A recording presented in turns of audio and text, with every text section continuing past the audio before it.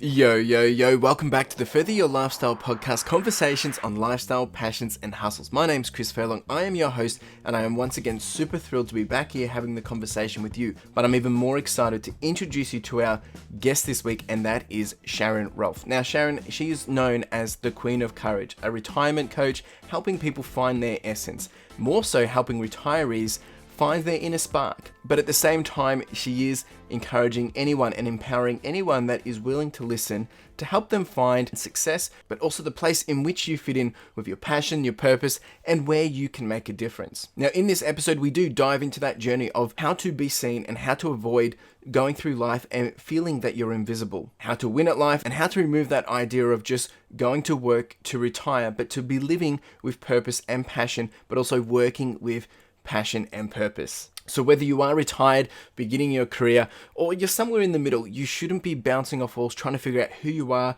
what you love, or where your passion and purpose is. And in this conversation, that's what we get into, that's what we discuss. And I think there's some great value here to take away, whether you are at the start, the middle, or at the end of that journey and working career. But it's never too late to start something that you're passionate or really, really love. So however you like to listen, get comfortable, get cozy. We are on Spotify, we're on Apple Podcasts, we are on YouTube for the video experience as well. So however you like to listen, get cozy and let's jump into it.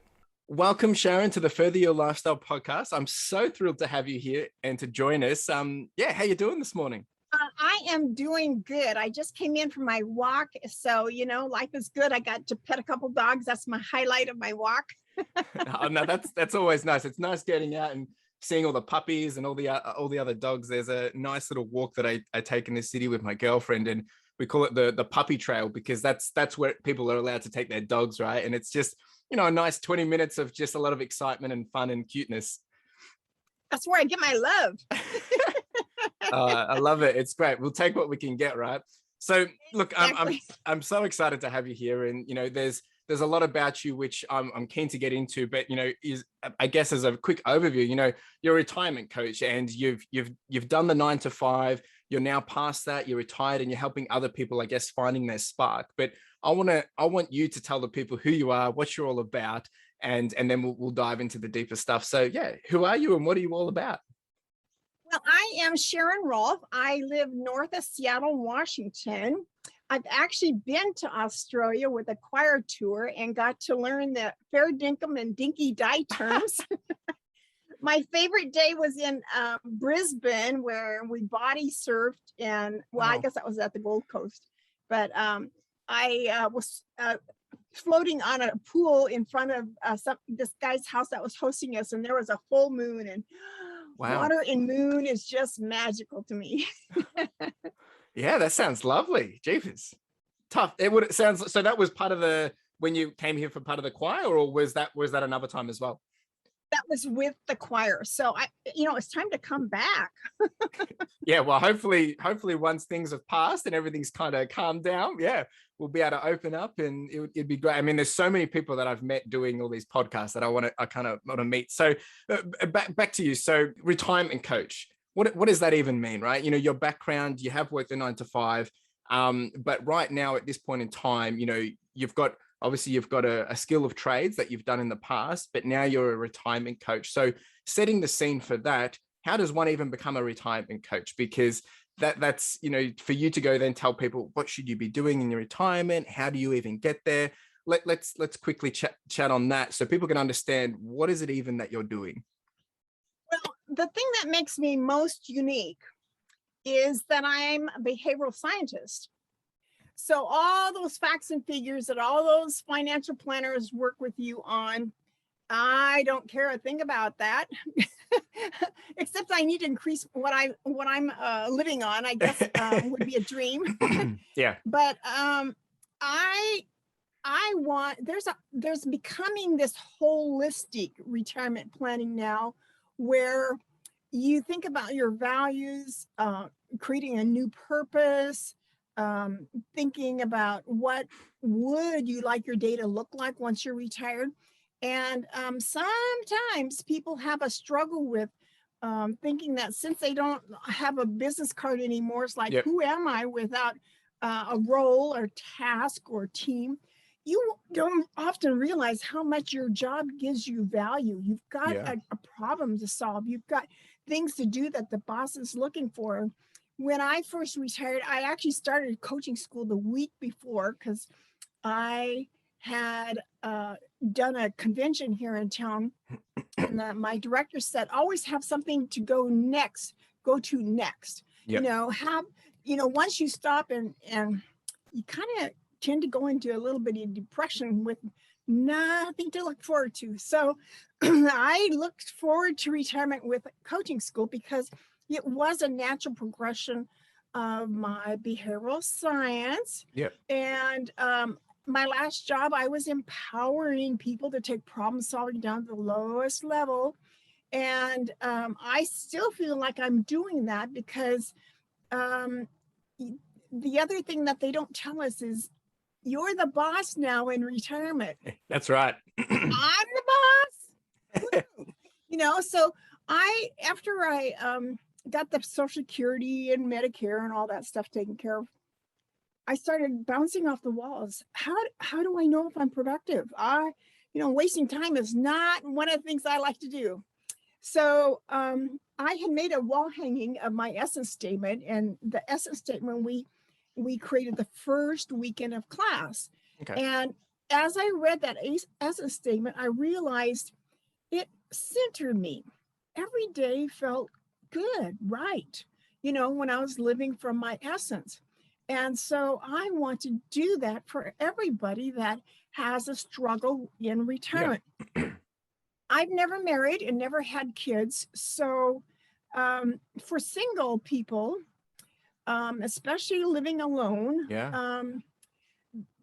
you don't have kids. Come to my thing over here, Grandma. Come to my thing over, come to my graduation. All that's out there. So you actually have to be determined to That's right. do your own socializing and put it on your calendar and make sure you're getting out of the house on purpose. So you're socializing.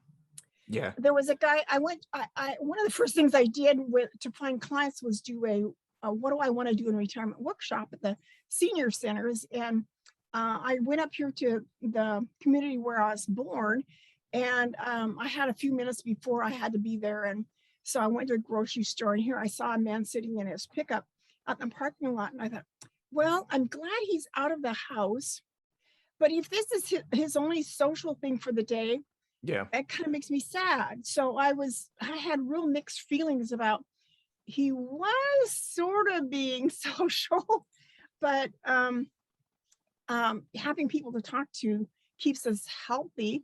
It keeps us our healthcare costs down, and it tends to add years to our life. That's it. And that's what you want, especially going into retirement. But there's a lot there that I want to tap into. So taking a step back, so leading up to retirement, you said you're a behavioral scientist, and you have been working, helping people do problem solving, and that's really been your career for a long period of time. So the first thing I want to try to kind of clarify for the audience then is, so going for your working career then, do you think there's times during that where maybe it's almost a reflection of what you need to be thinking going into retirement of, is there things there where you need to be checking, is this purposeful work for me? Because sometimes we do work and we're just doing work for the sake of it, which is why when we go into retirement, we feel like we're stripped away from purpose. But at the same time, do you think while doing your work, there is that reality check that needs to happen around, well, is this really the stuff I want to be doing while I'm working the 9 to 5 or whatnot? Well, there's a couple different ways I could go on answering that, because one of the things that I think it was just 3-4 months after I retired, I heard Andy Shaw from the UK do a webinar on mental strength, not mental health, mental strength. And he said, well, when you're facing a tough situation and you don't feel like you have quite what you would like to have as far as confidence, and recall a warm memory, and it will give you that backbone and that confidence that you need going into something that's kind of scary. And he had given a story of, he'd always wanted to learn to fly. And so his warm memory is is a picture of his son in the back seat of the plane that he was flying. That made him feel so good. And a couple weeks later, I thought, why just have one more memory? Why Yeah. not see how many I could come up with? And the shock was half of the things on that list were in front of people. Yep. Already retired. And then I learned that. Yeah. Was I in the wrong career? And so like when I did Toastmasters and Dale Carnegie courses, that's in front of people, I think I did I went to the Toastmasters conference. Seems like there was this conference that I led, I actually chaired it one year. Okay. And so, but another thing that happened that sometimes people struggle with is feeling invisible in retirement. And this is a little bit of a sidebar to your question, but I took this hat into the first day of coaching school. Oh, well, I talked about it first day, and they invited me to bring it in the next day. Yep. And I was going to wear it to a birthday party the next weekend. And when I took in the hat the next day, I took not only one, but 5 or 6 of them. And it's kind of been symbolic of my becoming visible instead of invisible. I was the middle of 5, and being the middle and not wanting to rock the boat because of abuse that was happening. I just want to make good grades and be obedient and be invisible. But now it's like I'm becoming influential, and I'm willing to be seen, and I'm hoping to go on a book tour here soon with my Fresh Courage in Retirement. And I walk people through the process of finding their own purpose in retirement, and from more of the behavioral science kind of perspective. Yeah. It's not dry. I give you lots of ideas because I think curiosity keeps us young. And I'm trying to help you think of all the possibilities that could be for you. That's it. Because your unique purpose is different than everybody else's. 100%. No, that's really good, right? And I think, unfortunately, a lot of the time it takes us to go through an experience, or, I mean, obviously I'm not retired, but going through whether you've worked for 10 years and then you go through it and you realize, oh, what was I doing? Or I didn't do any of this. And sometimes it can be regret, right? And the idea is that you don't want to be having to wait till you retire to then be trying to fix things. Not saying that you can't, but the idea is what you're trying to do is not just help people transition to retirement to have a purposeful life, but why start when you're retired when you can start to put those things into place before retirement, right? And you touched on the essence statement. So what is an essence statement? What is your essence statement? And what does that even mean? Like, for people that have no understanding, let's touch on that. Well, I love to talk about essence because I have felt for 2 or 3 years that heaven wants to come to earth. And when I'm living from my essence, the best in me, what we could call your inner spark or your DNA, yep. You were born with it. Things just feel right, feel good when you're living from your uniqueness. Yep. So my essence statement, I had been in Dallas, Texas for art fair. May the first weekend of May, they have an art fair, and this booth in the back, South 40, had a geometry teacher turned jeweler. Okay. And I love unique things, just like Chris is unique. I'm unique. Well, I love unique jewelry too. And when I put on this guy's rings, something stirred in my stomach, and what is going on? I took them off and put them back on, and I felt that stirring in my stomach again. And I never had experience like that, but I use that to describe then myself at my job, currently being kind of a project manager. How was I contributing? How was I reliable? How was I colorful? How was I valuable? So My essence statement starts with, I am precious jewel of wisdom. Wow. I'm colorful collaborator, motivator, and learner. I'm tranquil, authentic, and pure inspirer. I light fires. I want to light your fire. That's it. But it's really beautiful that, you know, you've kind of gone to somewhere, you've seen something, and it's just giving you this great analogy or a wake up moment of making you feel like, oh, that's how I want to feel. That's how I want to be. Because, I mean, that's exactly how a jewel is, right? It shines, it makes people feel special, makes people feel pure or beautiful.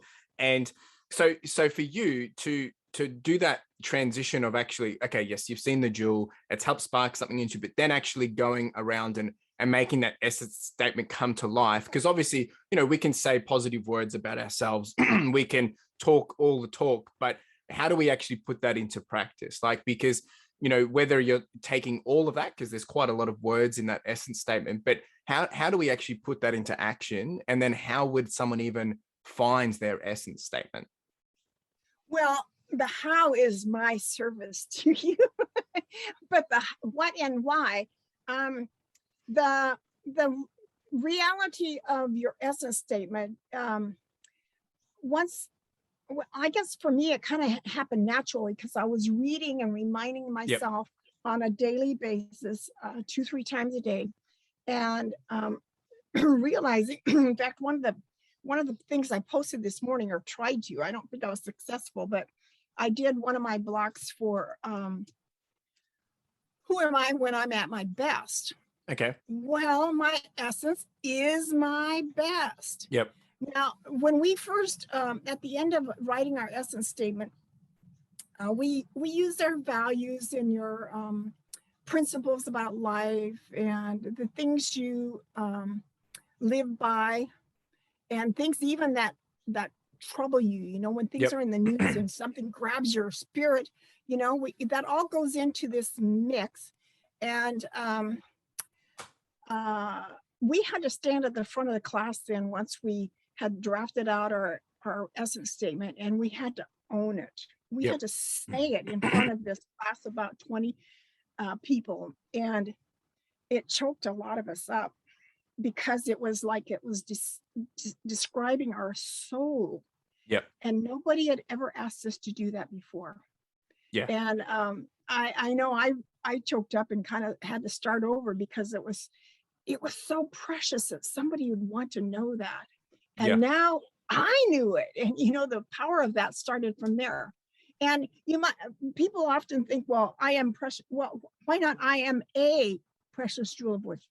I'm the one and only, like me. Yeah, that's true. That's true. And I think speaking those words, and I think that's probably what separates it, is because when you can put all these words together, but when you actually start to put it out and own it and tell it to other people, it brings this responsibility, it brings this accountability. So I guess the more you're saying it, you're putting, not saying you're putting pressure on yourself, but you're kind of saying, well, if this is what I'm saying, I got to kind of start to live up to this, right? And that way, when you're doing things, you're becoming mindful of it and actually naturally putting that action into it, right? And it's interesting because now that we've spoken about it, like I didn't even realize this, but I probably got one myself. Like I wrote something that I wanted to achieve. I think this was back when I was about 14 or 15, and I'll read it out to you. I'll read it out to everyone. But I wrote this, and I can't even remember why I did, but it was my mission statement, and I want to inspire, be innovative, and promote success through all that I do and to the people around me. I wish to spread happiness and express life through my actions. I plan to create opportunity through my visions, dreams, and inspire those around me to aspire further in their own lives. And having done that, now when I reflect back, because this is when I was like, 13, 14, which, you know, it's almost half my life ago. Now that I think about it, this podcast, I didn't know this podcast would exist then, but I mean, this is called Further Your Lifestyle. And here I am talking about help others aspire further to, you know, and that has helped me probably dictate and bring together where I wanted this to be without even realizing it. And yeah, it's interesting that we're having this conversation, because now I'm trying to think, how did I even bring this to life?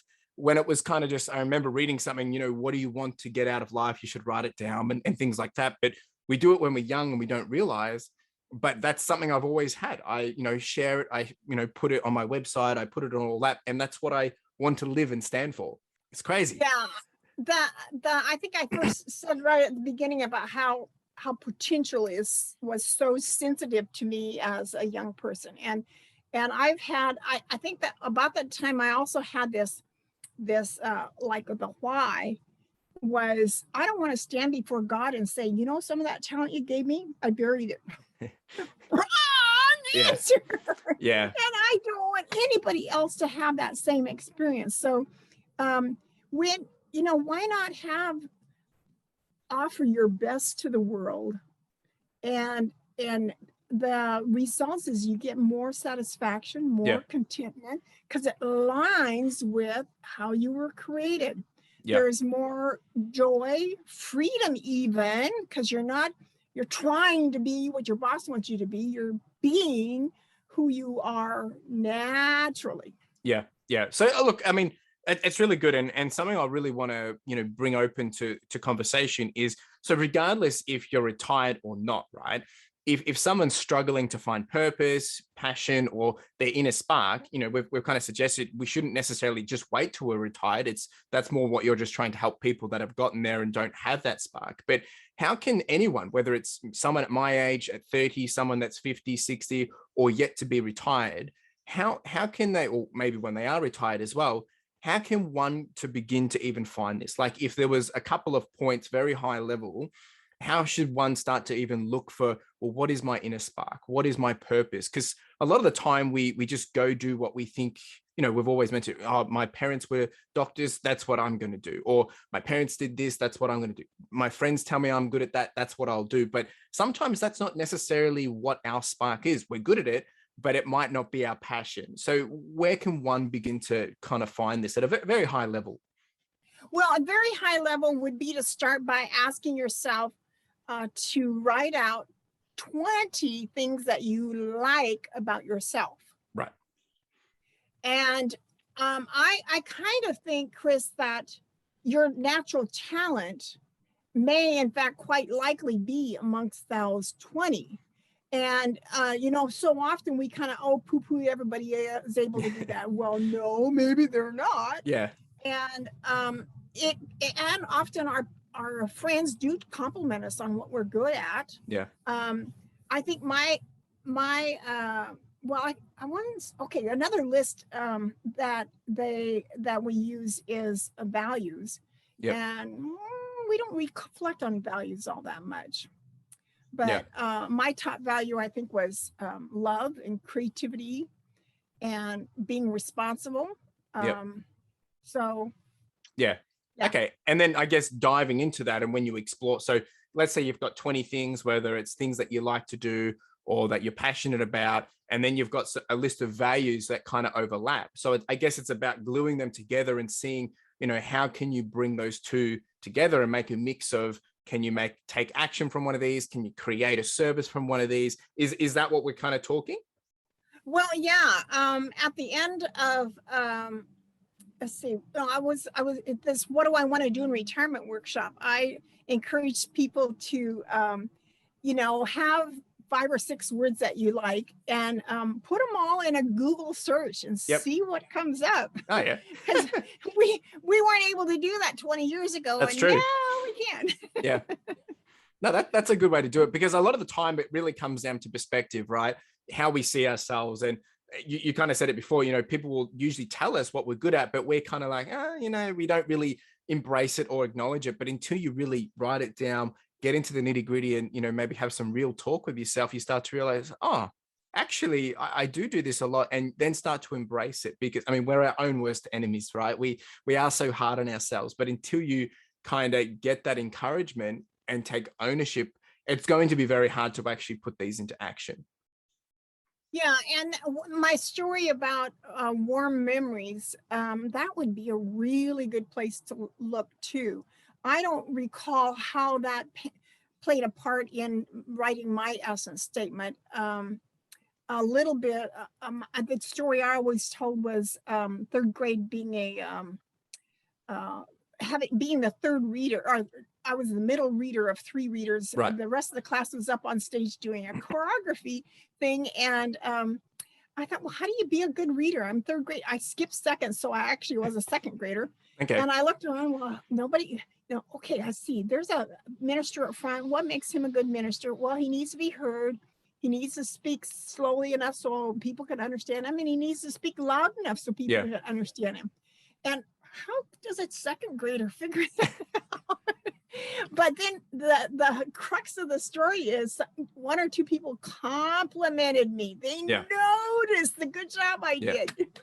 Yeah, and I think that's a really good way to look at it, because when we do reflect back, if you're kind of lost, you've gone through time and you're trying to think back, well, what am I even good at? Because I get it, people can go through a career of 20 years, they've just done what they've done, but it kind of becomes just routine and you get burnt out and you kind of lose everything that you think that you're good at. But reflecting to those warm moments of the things that made you feel special, things that made you feel good, or when, people complimented, I think it's beautiful in the sense that, I mean, there's that saying of like, out of the mouths of babes, out of the mouths of children, they keep us honest, right? But when you reflect back to your own childhood, what were the simpler times? What were the things that you enjoyed doing? And obviously time changes and they're not all exactly the same things now, but there's moments there which remind you that, oh, actually, I was good at this. And then I kind of let it disappear because, you let life get in the way.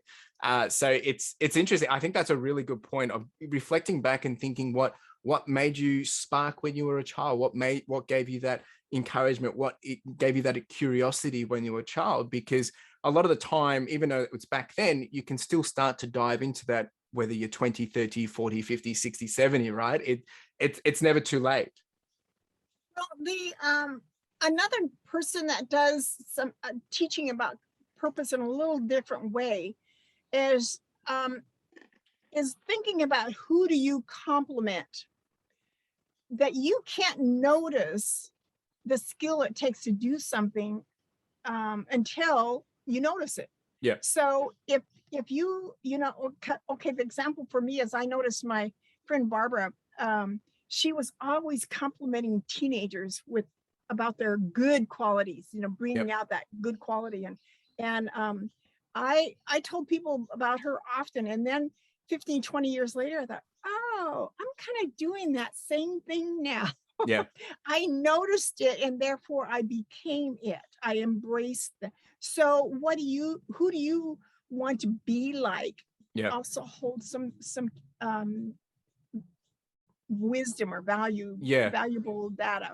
Well, it's like how you said about, looking at if was it the minister or whoever was talking, you started to see the different traits that they needed to be, even though you might not be able to comprehend that as such, in grade 2 or grade 3, but it's something to aspire towards. It's something to say, oh, this is what he did. And as you get older, obviously you can articulate it better. You can understand it better. You can fathom it better. And then you can realize, oh, well, he spoke louder. He was able to draw in his audience. He was able to capture, and then you can start to realize, oh, that's what I need to do.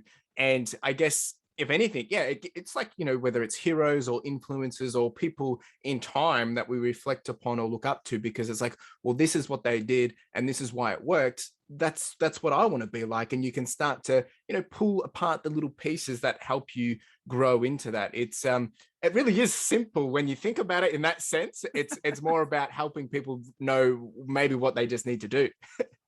Yeah, I remember paying attention to the news guy on TV.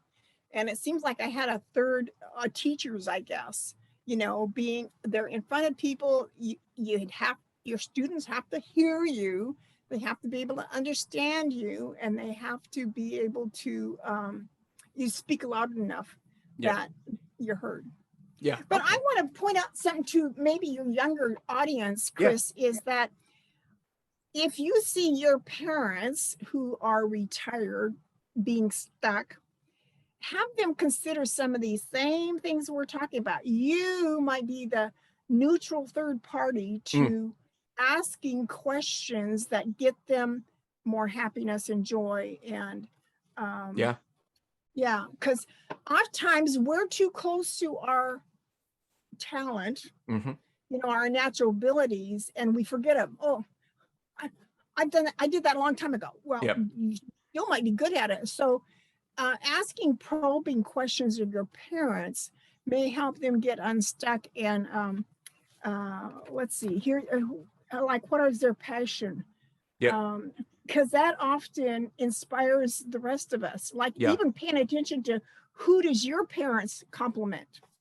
Yeah, no, it's a good point, and I think, look, passion and purpose. I mean, they're very big statements. They can be a bit overwhelming, especially as a kid or when you're growing up. You talk about passion and purpose, it's like, oh, it's scary stuff. But I think as we get older, I'm about to turn 30, and I remember it was probably about when I was turning 25. I had all these goals, aspirations. This is the purpose, this is the passion I wanted to be, and all of a sudden there was all this pressure. I'm like, well, I haven't achieved this. I haven't done that. And it's like, oh, was I not good enough? Or did I not tap into my purpose or whatever it may be? So I feel like it's overwhelming regardless wherever you are, in whatever stage you are in life, right? And I think that can become because of, whether it's the pressures of society, everything that we see, it's maybe our upbringings or the influences from others. But I guess while we're touching on that, and I know we kind of spoke about it when we first caught up, but it's probably comes to do with the identity that we attach ourselves to, whether it's a work or a career or a moment in life, and we identify ourselves through a purpose and passion. But sometimes when that passion or purpose changes, or the job gets stripped away, all of a sudden our identity gets stripped away as well, which I know we touched on at the start there. So how does one go about managing this? Like, rather fitting yourself to like a job or whatnot, should we maybe start to think about, well, maybe we're not trying to find a job that just works for us, but actually finding a job that's relevant to our passion? Do you think it would make more sense to identify that earlier, and then maybe when you get to retirement, it's not going to be necessarily as hard because you're not having to then find something to fill the passion? Well, you just keep doing the passion to whatever makes sense.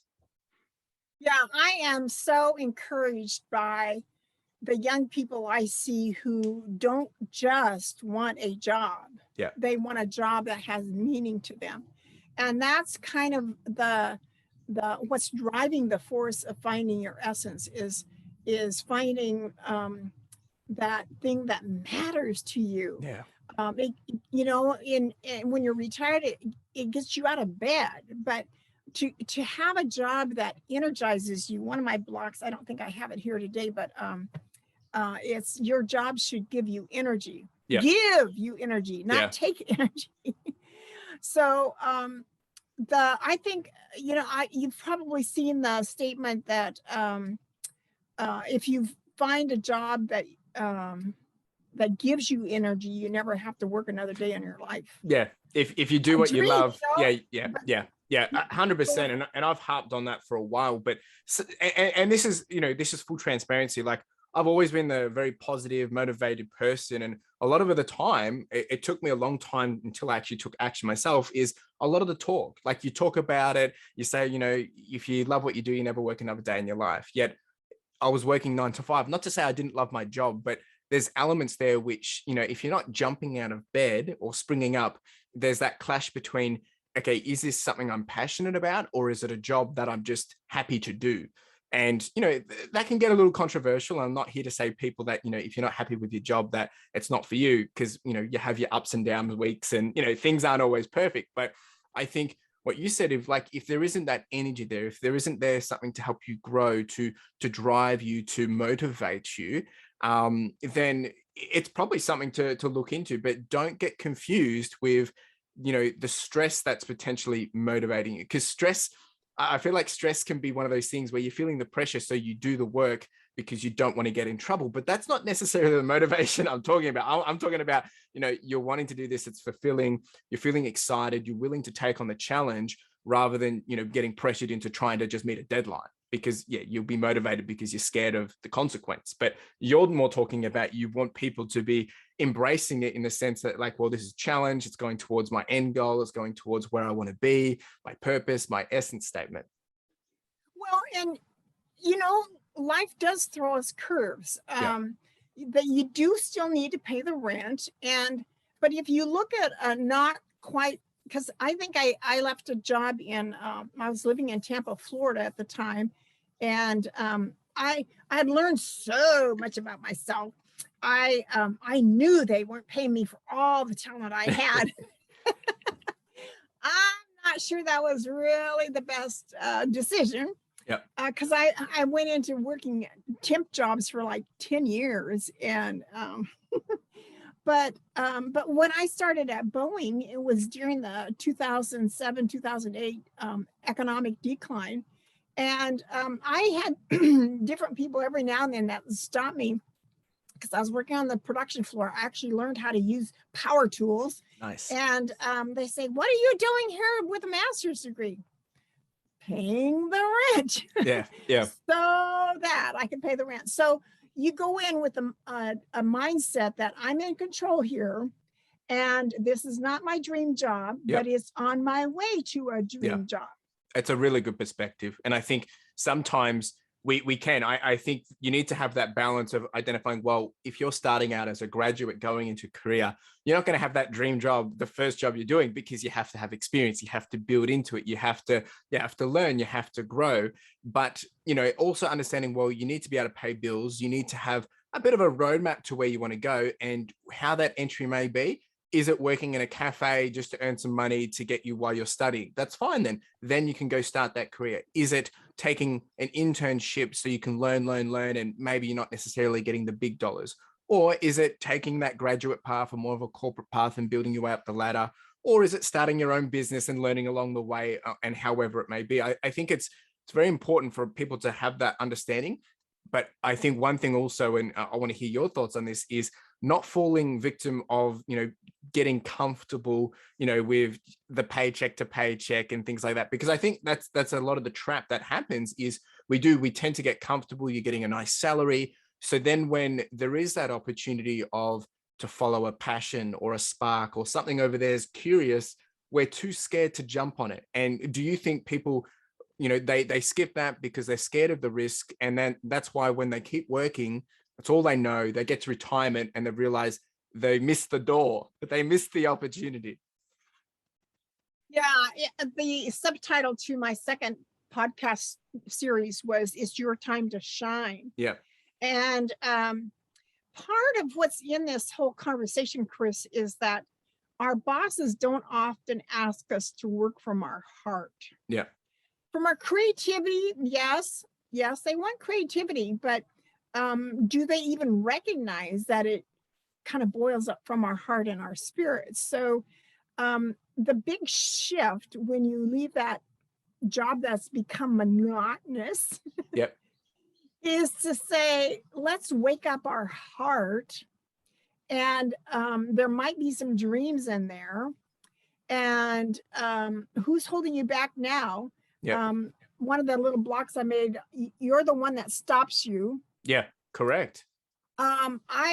I went through, I still sometimes think about, I've got a chair right here, and if I sat in that chair 24 hours a day, I'd be no less loved and no more loved than doing nothing but sitting Yep. and living, in a chair. So what I do doesn't add value to me. Yeah. Now it may definitely add things to my spirit that accomplished something. I mattered to somebody. Yeah. I made a difference in somebody's life. So it's I think I keep wondering if that's harder for men to do than women. What do you think? I think it might not be as simple as separating, but I think we all think differently in that sense. And, sometimes it is about, men are driven by maybe power and money traditionally, or they want to have ownership and they want to be able to support their family or whatever. Whereas, women do come from that creativity side. They're more emotional and, they probably play the longer game, or they're more resilient and very patient. Whereas men aren't, we're not patient, right? We kind of just want things now. And I think that there is that struggle between that, but I think it is also changing. Like, I think now that I look back with all the opportunity that's available, it doesn't there isn't that separation as much. I mean, obviously there's still a lot of debate and struggle around, is there differences between men and women in the workforce and whatnot. But when you strip that away and you think about, well, as an individual to be creative, how many people are starting a podcast? How many people are starting a YouTube channel? How many people are creating something from scratch and being creative, whether they're male or female, right? And I think, 10, 20 years ago, that didn't exist, right? There was the outliers, but traditionally it was kind of like, there's the people just building up in their 9 to 5, in their, in their workforce. But now they don't have to depend on, the man or the boss. We can be our own boss so early. And I think that creative spirit it can be awakened a lot quicker than us, to waiting 20, 30 years. I think this pandemic might have wakened up a lot of 100%. creativity. Silver lining. Yeah. I think it's, in some sense, it's forced us to have to think differently, to pivot and adjust. Which by all means, I'm not saying that it's really good that we've had the pandemic, but I think for some people, it's probably changed their lives for the better, right? Because they've lost the job, they've had to jump in to do something else, or they've had to fall back onto their passions or talents. Oh, I'm good at this. I'll just start recording, or I'll start documenting, or I'll start creating this, or helping other people. And, if they had never been pushed into that circumstance, it probably never would have happened, or it might have, they might have had to wait 20, 30 years, which is very sad. But a lot of the time it does require some friction or big moment of change to happen, unless you're willing to rip that Band-Aid off yourself. Well, and I have a friend that has actually used the essence statement process with kids that were in kindergarten, first grade, that were acting out a lot. Okay. I'm not sure, in my mind, I don't recall how she described the results, but to me, it would be kids that are frustrated and don't feel heard, or don't feel a lot different than everybody else. When they realize that they're uniquely made and kids won't understand them, and that's okay. Yeah. As long as I understand me, I think I could maybe settle down a little bit. Yeah, that is true. I think stepping in, and it's crazy because in the last, 6 months to a year of myself, I've learned so much more about myself, right? And, I've been working for 8 years, but you learn so much more when you embrace and take a chance on yourself, because the only person I can rely on is me. I don't have anyone else to work for. Me building this podcast, it's not like someone is saying, hey, you're releasing an episode this week. I've set the expectation. I've set up, so I have to live up to that. And when doing that, you have to realize, am I being too hard on myself? Do I need to embrace something different? I'm learning other things about, the hobbies, the things that I enjoy to do, because I've got more time to do it, right? And I think it's important that when you're younger, when you're older, whatever, but you need to, when there is that curiosity or something sparks out, is understand it. Don't just try to ignore it. I was like, oh, I don't know what that is about me. I'll just, let it, you people usually tend to just sink it down and, put it away. But if you spend a little bit of time and invest that curiosity, you're potentially going to chip away better at that spark or passion to make it into whatever it should be. Yeah, I do a lot of what's possible questions in my book, Fresh Courage in Retirement, because if you get curious like a 3-year-old, if a 3-year-old wants to open a door, they will figure it out. If they want to, turn on the faucet, boy, they'll climb up 4 different ways to get to the faucet. So what's possible is really, it's that, like you say, a mind-bending thing. It stretches how we see things. So I think it keeps us younger. I've often said that problems in learning and thinking a different way keeps me young. And people don't believe that I'm 73, but I am. Hey, in a couple months I'll be 74. Wow. So still young. It looks good on me. No, it's interesting how as we progress older, we tend to reflect back to childhood, right? You kind of said, what are the possibilities? And we reflect back to, well, if a kid was in this situation, it's kind of like you break it down to that statement of KISS, keep it simple, stupid. Like, what would a kid do in this situation? It's like, oh, well, they would try and open the door. They would push it this way. They would, bang it. And that's what they do. But as adults, we tend to, we don't want to cause any problem. We're too scared to open the door or push it this way. And that's because we get so, I guess, narrow-minded from everything around us. And it's weird to think that, because imagine, not to say we should always be childlike, because obviously there needs to be some level of maturity as we get older. But if we kept some level of child curiosity as we progress over the 20, 30, 40 years, the difference that it would make, not just for us, but for the people around us, and, the potential that we can create. Well, here's a place that you might find some interesting reflection on is fresh courage term came to me in a Hallmark movie. I love Hallmark movies. And this line said, when people go home from vacation, they often go home with fresh courage. Yeah. Yeah, that's true. I remember that happening to me. Or when you're out watching the ocean, or a lake or something, and you'll have a flash of insight, and like, where did that come from? Well, maybe it's a message to your spirit of what might be possible. That's it. 100%. Look, this is great. I want to ask you a question, which and we're going to jump into some rapid fire questions shortly, but this other question, which is a bit more just around that, summarizing that whole conversation that we've just had, is if you knew what you knew now, but like you were starting out, a career or looking at what you wanted to do in life, what would be your advice? Like, how would you approach it? You're going back to early 20s, you got everything ahead of you. If you knew what you knew now, how would you tackle it? What would your advice be? Well, I do remember, like when I quit that job in Tampa, Florida, I took, temp jobs to pay the rent. Yeah. But there's part of me that wished I had the courage then to hang on for dear life, no matter what the price of the cost. Because there's another time that I lived off of credit cards. Boy, is that a mistake. It takes a long time to get back out of that. But to like, do or die, I'm going to go this direction. And wished I had hung on for dear life more.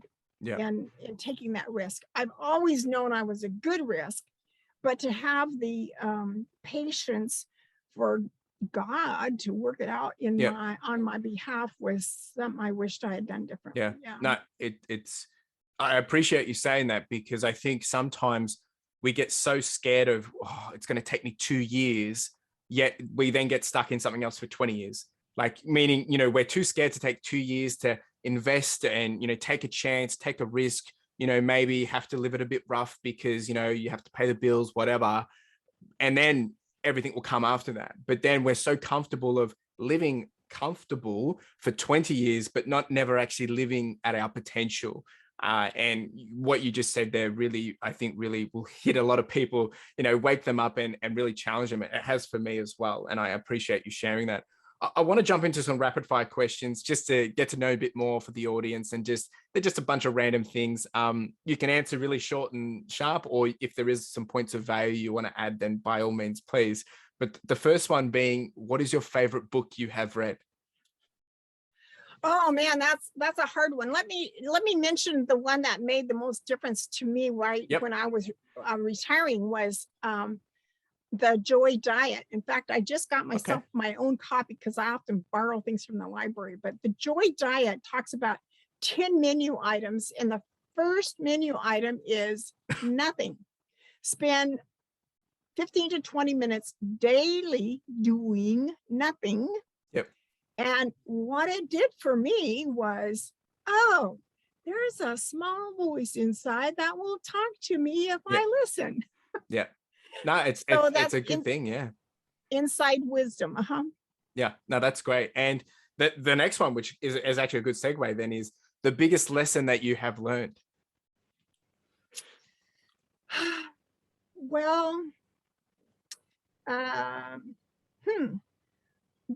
guess when I left Seattle, I transferred with my job to Tampa, Florida. And I had a sense for 2-3 years that I was going to be leaving here. And I kind of started looking around, what would I miss? And I decided seagulls. Well, there are seagulls in Tampa, but not quite the same as what's here. Yeah. But the moving clear across the country, a lot of people would not go there. Yeah. I have to leave all my friends and all that. Well, I guess I may not be all that tied, close knit to my friends, but there's such a maturity process of going to someplace you've never lived before. And I would go into work and ask, if I need this item, what store do I go to here? Yeah. If I want an insurance agent, where do I find a good insurance agent?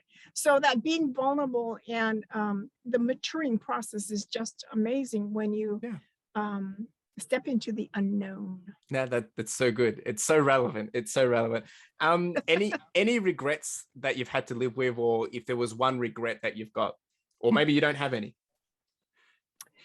Well, I guess I don't. Well, like the living off of credit cards was kind of a regret, but since I've never married, it's never been important to me to have kids. Where my younger sister, that was all she wanted out of life was a family. I have always wanted to be married, but I haven't always gone pursuing, because my last couple of dates were a waste of time.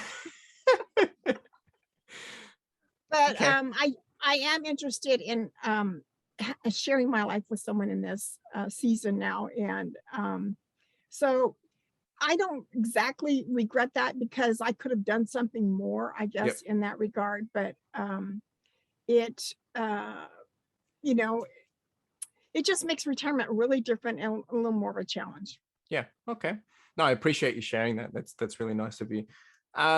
When you're not helping others, like pursuing, in your coaching and helping people with retirement and all that jazz, what do you like to do in your leisure time? Like, when you like to have some time off and just relax, what do you like to do? Well, I don't do much of that, I guess.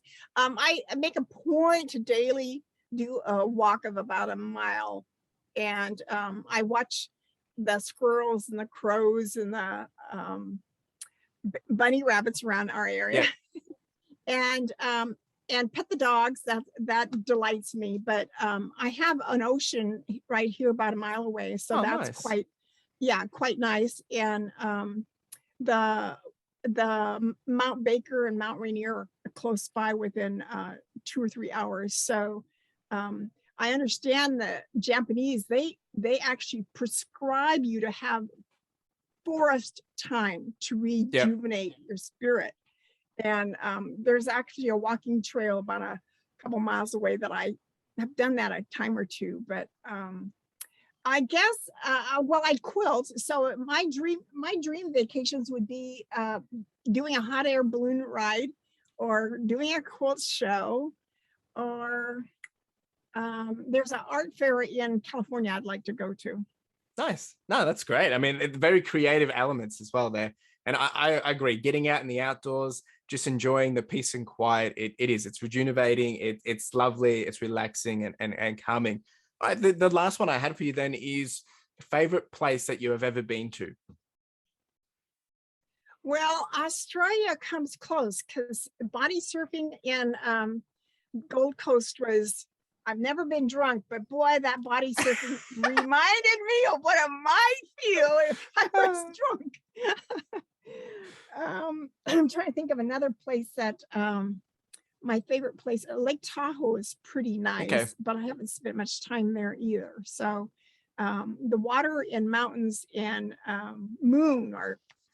Oh, lovely. It sounds like you really do like the outdoors, and you love just the simple things in the outdoors, right? Because a lot of the time, we think about we have to go far, but, a lot of the time you were saying just enjoying down at the beach, just the nice little walk. And it's sometimes the simple things of watching squirrels or bunnies. And every time I go for a run, I love just seeing the birds or whatnot. And because I feel like they're just coming to say hi, and, we've got cows and things around us.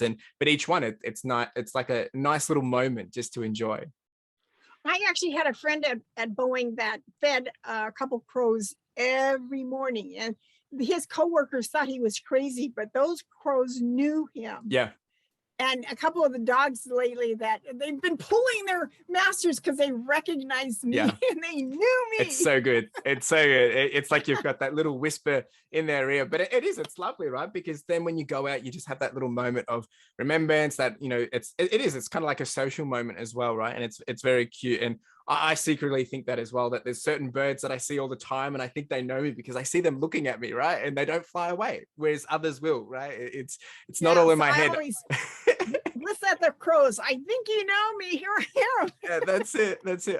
Well, look, Sharon, this has been wonderful, and I appreciate you taking the time. We've touched on so many different things here, and I think for me, it's what I've taken away so much from this is, like we shouldn't be waiting till we're retired to then be spending time to finding our passions and dreams and goals. And I know that's what you're trying to help people do is achieve, try and find those so they're not waiting until they're retired, but also helping those that have potentially missed out in making that happen before retiring, right? And what I wanted to give you the chance to do is if there was anything to leave the audience with as a takeaway or a piece of advice, if it was one thing that they would take away from this conversation, what would you want that to be? Well, what was coming to mind as you were talking was how I've been kind of focusing the last year on loving myself. And I know all through my, not having been married, to be cherished, to be cherished. Hmm. And one morning I could cherish myself. Yeah. How novel of an idea. Yeah. But what's come of that seems like other people are noticing that I'm loving myself. Yeah. And to know and recognize your shine. It's your time to shine. You have to recognize your shine first. Yeah.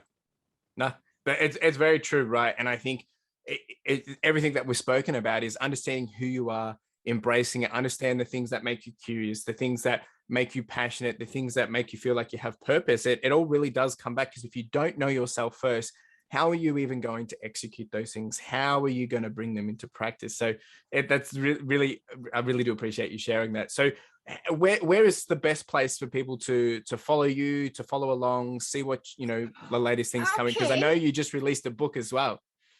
Yeah. And I think how I met you was on Instagram. I haven't been out there long and I still don't know all the ins and outs, but I am called the Queen of Courage. I took a class with Forbes Riley recently, and she asked everybody, what are you known for? Well, since I have a courage book, yeah, I'm the Queen of Courage. And now I'm starting to hold up just my little things, and I talk just a couple minutes about how is living your passion calling on your courage. How could you be courageous today to live from your passion? So my book you can order on freshcouragebook.now, NOW.site, SITE. It's available on Amazon, and if you order there, you can also do a review. Nice. The paper copy isn't quite ready. I got notice today that the lamination process has had some kind of holdup, but the Kindle is available. Oh, beautiful. And the words and beauty going together somehow process differently in our brain. And so I included about 10 or 12 of these art blocks in my book to inspire you in a different way.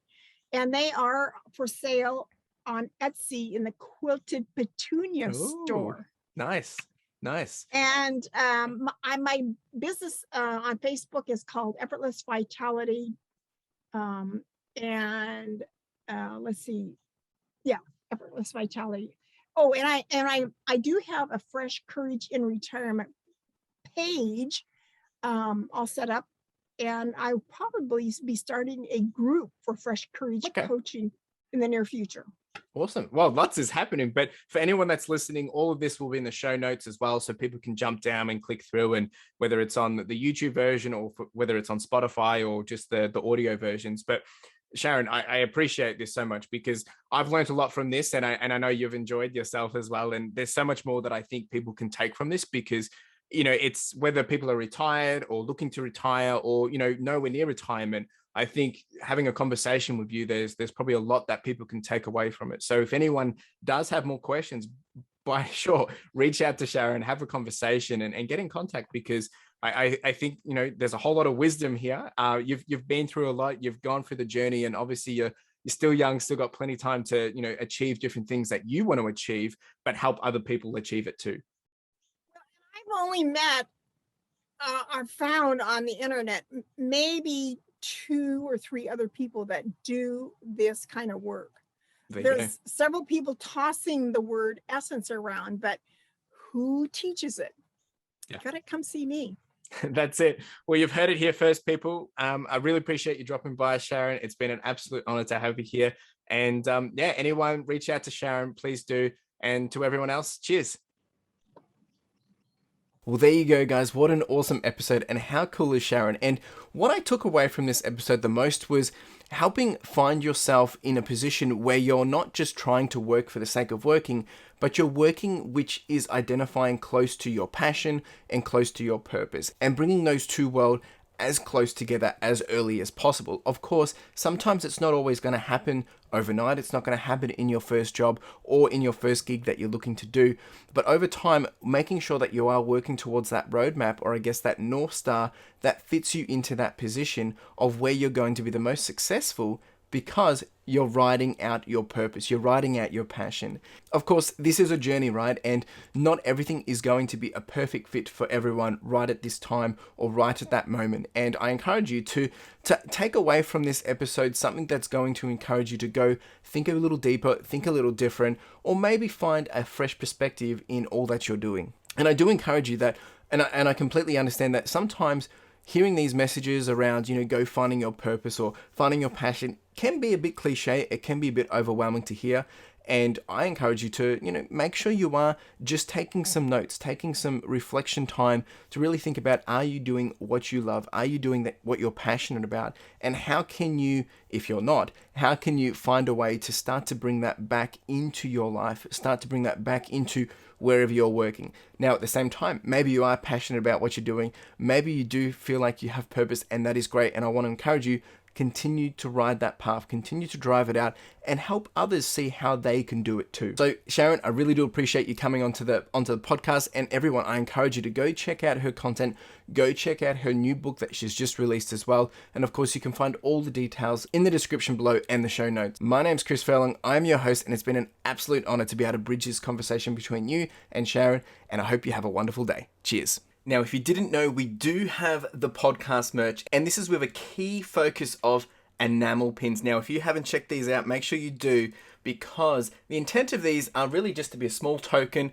and a reminder for you to charge on, to push on, and to further your lifestyle. Whether it is a gift for someone else to encourage them, or maybe to inspire them, or maybe it's a way to motivate yourself, or you can simply just make a purchase to simply support the podcast, which would be greatly appreciated. We do also have some sweaters and some long tees, so make sure you check it out. Link in the description and in the show notes.